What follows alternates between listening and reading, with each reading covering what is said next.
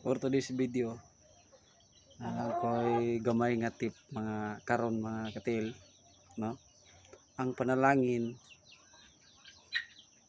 sin gatuo mo nga ang panalangin iya sa Ginoo ang tanan, no?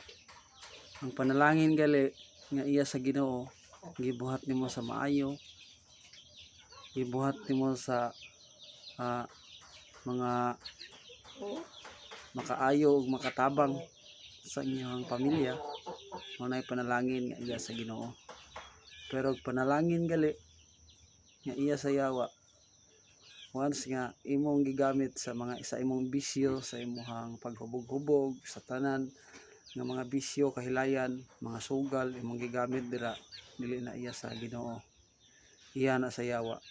Mo nang bantay-bantay ta sa ato ang panalangin, kay basin usahay man gud pag once nga makadawat tag panalangin o normal nga magpasalamat ta sa Ginoo, pero naay pero kung once ang imong paggamit gigamit nimo sa mga maayong butang, iya na sa Ginoo. Pero gigamit nimo sa mga daotan nga butang, iya na sa yawa nga panalangin. Kana lang ang atong tip karon. Bless unta atong ma-realize ug atong masabtan nga dili tanang panalangin iya sa Ginoo. Muna kana ra best sa tanan.